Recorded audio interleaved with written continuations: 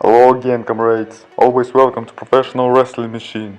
This time I come here to review the entire week in wrestling. And this show is going to be called Just Another Week in Wrestling. I start with a week just right after Survivor Series. Let's go. It all started with Vince McMahon still being upset about that golden egg being stolen. He said that a person who will bring it back will get a WWE Championship match with Biggie tonight. The first match was Riddle vs Dolph Ziggler. But before the match at backstage, Riddle appeared being dressed and looked like Randy Orton. After 10 minutes of a classic one-on-one match, Riddle hit RKO on Dolph and won. And after the match, Randy Orton hit Riddle's finisher, Bro Derek, on Robert Roode. At backstage, everyone was going nuts, desperately trying to find that egg. Seth Rollins made his way to the ring and cut a promo. He said that he was born to lead, to win. Disrespected his teammates from Survivor Series and said that this win belongs to him because he is a sole survivor.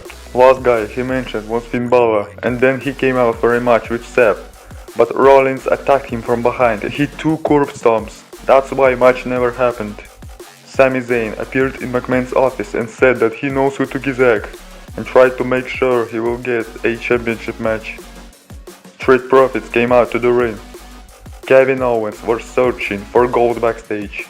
And we have the Street Profits vs AJ Styles and Amaz.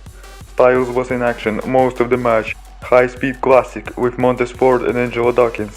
Rarely Amaz was legal for seconds to scare the shit out of enemy. When he got tagged again, he was going to finish Montez Ford. Seemed like just another squash for Amaz. But Dawkins sprayed fire extinguisher into his eyes to get disqualified. The same for AJ Styles. Just another pointless match with a funny ending. And we go back to Vince McMahon's office. And finally, hero of the occasion was found. His name is Austin Theory. Seemed like he's in a gigantic problem and Sami was going to get a WWE Championship match. But McMahon dropped the charges and rewarded Austin with an opportunity in the main event and even gave him one selfie. Said that nobody likes a snitch like Sami. And next match is Reggie defending 24/7 championship versus Cedric Alexander. And this is unexpected. Cedric faked his attack, Reggie made a flip, and then Alexander hit him with a punch every time Reggie was trying to trick Cedric. He had an answer and Alexander won. But after the match, Dana Brooke out of nowhere hit neckbreaker off the top rope and pinned Cedric for free. The first championship for her in WWE. Dream came true. After Ray and Dominic Mysterio were screwed by Adam Pearce and got defeated by Lashley one-on-one, this was said to be a handicap match. Before the match, MVP said that he respects the legend Rey Mysterio, but Dominic is going to suffer. And in those 8 minutes, Ray and Dominic were showing good teamwork and even hit Lashley with double 619 and 2 splashes and tried to pin him together. But after 2, Lashley kicked out with power, hit Ray with spear and locked up the hurt lock on Dominic, who tapped out in pain. Seemed like we already saw this. Yes, 2 years ago at Survivor Series vs Brock Lesnar. I think this is a build-up to a feud versus Adam Pearce's authority. Pearce is going to get more enemies by the time going, and this could lead to a big storyline. Biggie said after retaining the championship he's going to be feeling pretty. Damien Priest came out with an open challenge for the United States Championship.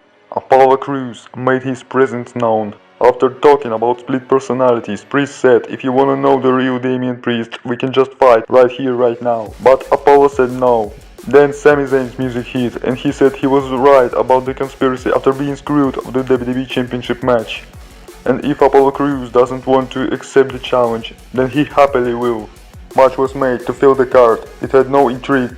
Just one more title defense for Priest in his hometown of New York. After 5 minutes of the match and unleashing another Damien, he won. And in the main event, Biggie vs Austin Theory for the WWE Championship. Of course, Seth Rollins made his way to the commentary. Kevin Owens also joined to watch the match. Rollins wanted Austin to win and grab Biggie, but Kevin rolled Seth into the ring. They again started a war of words. Austin distracted to that and took the big ending. Of course, Biggie won. It was a punishment from Vince McMahon for Austin Theory. In the final moments, those three imploded in the fight. Owens escaped. Rollins took the big ending. And it's obvious that we have a triple feud between Biggie, Seth Rollins and Kevin Owens. And it of course will lead to a triple threat match for the championship. Let's go to the NXT 2.0. Grayson Waller interrupted WWE's splash screen to cut a heel promo about how quickly the universe turned on him. But Tommaso Ciampa interrupted him and they both had a match, one-on-one. Ciampa made him pay for his work and after DDT and fairy tale ending, pinned him. LA Knight and Joe Gacy teased a possible match against each other. Cameron Grimes joined the ring to cut an emotional promo in tears, how he scratched, clawed, proved people wrong all his life, and how important his hair was for him. But Duke Hudson stole that. That's why he challenged Hudson to a hair versus hair match at NXT TakeOver War Games, who accepted. Pete Dunne said that tonight he finally wins the championship. Andre Chase confronted Grimes to tell him not to make fast decisions because it may cost. But Grimes just said, Andre Chase, go to hell. One more match for next week. Santos Escobar returned to the show with a match where he just squashed jobber Malik Blade. Then they told they won the NXT Tag Team Championships. O'Reilly and Wagner interrupted them and said the same. And finally Imperium said from up high that they will defend their titles at TakeOver War Games against the winner. Tony D'Angelo and Carmella Hayes discussed upcoming triple threat match in the main event. Joe Gacy was scheduled to have a match with LA Knight, but Grayson Waller attacked him and they went to brawl. However, Diamond Mine appeared and Joe Gacy said that he doesn't have respect for Roderick Strong. And Cruiserweight Championship divides people. Strong was angry and told he doesn't care about weight limit and wants to fight for the championship at TakeOver. Creed brothers attempted to get Gacy out of the ring, but suddenly Harland made his presence known. MSK were looking for a shaman, but during the way raised the speed limit. Solo Sikoa fights alone. Waller and Knight were still brawling all over the arena. Boa doesn't know how to control it. Grizzled young veterans versus Briggs and Jensen. Just a statement match for the newcomers Briggs and Jensen, who hit a beautiful tag team finisher and won. And we have our main event triple threat for the North American Championship with Johnny Gargano, Pete Dunne and Carmella Hayes. If they had just 10 more minutes it could be a masterpiece. But besides that it was enough to have a high-speed technical match. I would like to point out how crowd supported Johnny Gargano, who is probably going to leave WWE or go to the main roster after his contract expires in a couple of weeks. The best moment was where Pete Dunne hit the bitter end on Johnny, but Tony D'Angelo dragged him out of the ring and Carmella Hayes capitalized to retain the championship. It's not a surprise, it's his first title defense, and this match was created as a basement for upcoming War Games match, where LA Knight with Grayson Waller proceeded down the ramp, still fighting. Chaos began. They tried to finish Johnny Gargano with a chair, but Tommaso Ciampa appeared one of his own and bashed them. DIY had their moment again. Last appeared to be Braun Breaker to say loud and clear, War Games! And 4-4 went in chaos. A perfect match where two NXT generations will collide. And now let's switch gears to AEW Dynamite. CM Punk opened the show for a match with QT Marshall, but it would be so boring to just have another random CM Punk match. And finally MJF's music hit and he came to the ring and they both had already legendary 20-minute promo when they discussed all of each other's issues, like the pipe bomb was CM Punk's best moment, while every MJF moment is the best. He's straight edge but looks like a meth addict.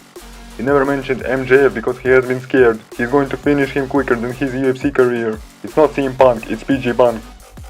And of course, he called him second best after John Cena or Triple H. On CM Punk's side, he called MJF my jealous fan, less famous Miz. He doesn't need a diamond ring to beat his opponents. Also reminded him that he was replaced by Britt Baker. As a result, they mentioned everything there is in wrestling. This is John Cena vs Roman Reigns promo level, but only in AEW. And finally, the first big feud for CM Punk is right here. Punk expressed how badly he wants to punch MJF, but second rolled out and left. And then Punk and QT started the match. After some interferences, Factory were ejected from ringside. QT Marshall looked down with his strikes in this match, but after giving elbow and GTS, CM Punk of course won the match. At backstage, Christian Cage and Jurassic Express said that they're the #1 ranked team in tag team division. Gun Club battled Jobbers, Bear Country, and literally in 2 minutes after interference beat them. The Icon Sting appeared and Austin rushed him down, but Darby Allin suddenly exploded him. then stormed the ring with Gun Club Retreat. At backstage we saw a little conversation of Adam Cole, Bobby Fish and best friends Orange Cassidy. This will lead to Adam Cole vs Orange Cassidy anyway. Chris Jericho had been interviewed by Alex Marvez to discuss Thanksgiving Day, but was rudely interrupted by 3.0 and Daniel Garcia. Here is Bryan Danielson and Chicago's Colt Cabana, one-on-one. First part was chain wrestling. Then Bryan caught Cabana with his classic kicks to wear him down, but he fires back with moonsault. But with his experience, Bryan caught him with multiple stomps and locked the label lock, and Cabana tapped out. Plus Danielson knocked his teeth out. Tony interviews Bryan, who calls the fans fickle, and says that they're the problem, not him. After this, he challenged to a match with Dark Order member from Atlanta next week. But AEW champion Adam Page interrupted and wanted a match for AEW championship right here, right now. But Bryan said that he already had a match and called him coward shit. After taking a couple of punches, Danielson escapes backshot lariat and leaves. And we have a massive main event, 8-man tag team match, Malachi Black, Andrade El Idolo and FTR versus Cody Rhodes and Death Triangle. This was chaos between all 8 of them last several months, and this match just had to happen. Cody started the match and was still booed, way too loud. It wasn't boring at all, everyone was flying, tagging constantly. Heels dominated first half, then faces took initiative. In the end, Arn Tully hit Jose Garcia. Pac goes to the top but gets Black Mass, and Malachi also hits Cody Rhodes with Black Mass, and Andrade pins Pac after Hammerlock DDT. So, FTR may still feud with Lucha Bros. Malachi now obviously turns his attention to Pac, and after Dynamite, Andrade hit Cody with Hammerlock DDT, that's why there will be a match next Wednesday. In total, CM Punk and Bryan Danielson segments, the massive main event made the show look rich. 8 out of 10 for me. And now we move on to AEW Rampage show on Friday. Adam Cole and Bobby Fish opened the show to fight Orange Cassidy and Wheeler Yuta. All of that is a build up to Adam Cole vs Orange Cassidy, but in a match Wheeler Yuta at least showed some of his technique against striker Bobby Fish. Orange Cassidy had his moment with Adam Cole. He tried to put his hands in the pockets, but Adam Cole stopped him and instead made his Adam Cole baby. Cassidy tried and Adam stopped him again. But then Orange Cassidy just dropped him. But eventually experience prevailed, because when Wheeler Yuta was trying to finish the match, Adam Cole stopped him in his tracks and took out Orange Cassidy outside, what opened the door for Bobby Fish to hit Falcon Arrow and win the match for his team. At backstage, Tony Nese challenged Sammy Guevara for the TNT Championship next week on Rampage. Sammy appeared and accepted, but after handshake Tony Nese hit a cheap shot from behind. FTR said there is no team on their level, and challenged Lucha Bros to a 2 out of 3 falls match next week, and another Daniel Garcia Rampage main event, this time against Eddie Kingston. In a pre-match interview, Eddie said them to shut up and just go to fight, because talk is cheap. In the match, Kingston was destroying Garcia, but after distractions from 2.0 and landing on his knee, Daniel Garcia was taking some control of the match by aiming Kingston's knee, but after getting out of all submissions, Eddie Kingston hit the spinning back fist and won the battle. After all, 2.0 attacked Eddie, but Chris Jericho rushed to the ring and cleared the house. Overall, Daniel Garcia is young, and this is good for him that he is getting those matches with some veterans in the main event. And we already go to Friday Night SmackDown. WWE announces Black Friday Invitational Battle Royal for the main event. Kayla Braxton opens the show to say that Brock Lesnar's suspension might be lifted. Just rumors. The Universal Champion Roman Reigns with Paul Heyman interrupt, and Paul says rumors make no sense and mean nothing. Only facts matter. Roman says that he smashed them all and beat them all, and this is getting embarrassing with WWE management and this battle royal. And when he's done, the whole world will acknowledge him. The first match is Jeff Hardy and Drew McIntyre vs Happy Corbin and Madcap Moss, and there wasn't intrigue or special moment, but a good way to fire up the crowd. McIntyre hit Claymore on Madcap Moss, Hardy hits Swanton Bomb and pins him. McIntyre and Hardy are on a roll. Paul Heyman told Kayla Braxton that there are only facts about Brock Lesnar, and if she doesn't have a confirmation or a denial by the end of the night, she is gone. Or maybe it's just a rumor. Sheamus comes out with Rich Holland for a match with Cesaro. Cesaro was in control. Sheamus distracted him, then Holland got control, but Sheamus praised him and he distracted on that. And after that, Cesaro rolled him up and pinned for free. Rich has only started, but at least Cesaro got a victory. Drew McIntyre comes to Adam Pearce to make sure he's in Invitational Battle Royal. Thanksgiving match between Powerhouse Rick Books and Angel. Rick Books manhandled him during the match. But Humberto showed his guitar skills standing on the table, and Nakamura dropped him with one single strike. But after distraction, Angel hit the wing clipper on Books and won. Adam Pearce doesn't know anything about lifting Brock Lesnar's suspension and would be shocked if this happens. We come closer to the main event, that Battle Royal. Superstars check out the list of competitors. Drew appears. Sheamus says that he didn't make the call, so he's not there. When the ring is filled with superstars, McIntyre storms the ring with Angela, trying to cut them in half. Adam Pearce appeared, and the match began where Sami Zayn hit a Lula kick to get Drew Gulak out. Sheamus with Rich Holland took out Mansoor. Cesaro threw Rich Holland. Madcap Moss eliminated Cesaro from behind, and one funny moment, Madcap Moss trying to take out Corbin from behind. Unsuccessful and laughing about it. And then Corbin takes out Moss from behind and they both laugh again. In Final 4, Sheamus takes out Ricochet after Brogue Kick. Happy Corbin gets Sheamus out, and finally Jeff Hardy eliminates Happy Corbin and seemingly wins. But wait just a minute, Sami is still in the match. He was hiding under the ring and eliminated Jeff Hardy from behind when he was on the second rope. That's why he is called the Master Strategist. Sami is celebrating, but Kayla Braxton confirms that Brock Lesnar's suspension has been lifted and he will appear next Friday. What shocked and screwed the entire bloodline, and Roman was probably angry at Paul Heyman. Great show, Battle Royal, Black Friday Chaos. Cesaro and Hardy got victories. Sami got the championship match. One more title defense for Roman Reigns, and of course Brock Lesnar returns next week. This time my impression is 9 out of 10, and this is it for this week. Thank you all for watching. Please subscribe to see next reviews. See you later.